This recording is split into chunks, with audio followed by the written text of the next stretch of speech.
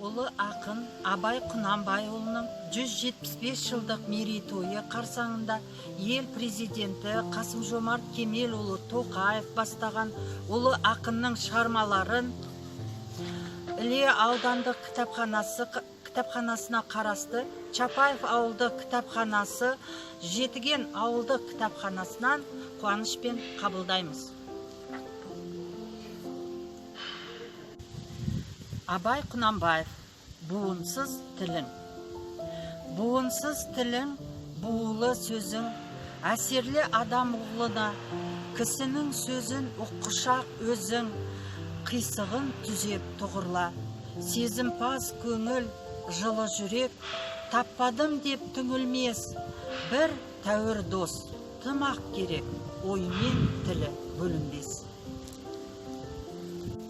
Ұлы ақын Абай Құнанбайұлының 175 жылдық мерейтойы қарсаңында ел президенті Қасым-Жомарт Тоқаев бастаған ұлы ақынның шығармаларының оқу эстафетасын Чапаев ауылдық округінің кітапханасы қабыл алды. Жасымда ғылым бар деп ескермедім, пайдасын көре тұра тексермедім, ер жеткен соң түспеді уысыма, қолымды мезгілінен кеш сермедім. Бұл махрұм қалмағыма кім жазалы, қолымды дөп сермесем өстермедім, адамның бір қызығы бала деген, баланы оқытуды жек көрмедім.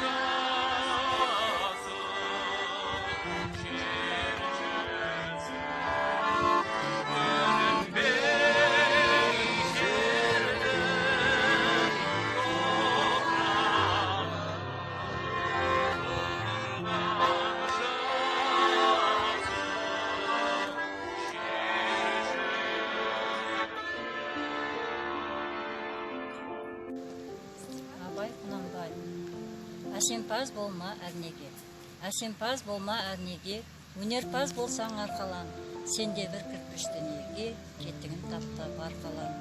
Қайрат пен ақыл жол табар, қашқанға да қуған, әділет жапқан кімде бар, сол жағасар туғанға.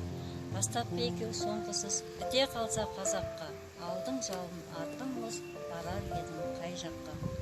Пайданы көрсең бас ұрып, мақтанды іздеп қайғалма, мініңді ұрлап жасырып, майданға түспей бәйгалма.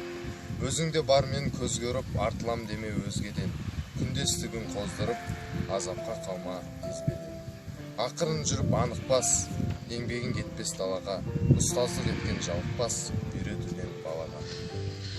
Абай оқулары эстафетасы тізгінін Чапаев ауылдық кітапханасы, Боғалдай ауылдық кітапханасына жолдаймыз.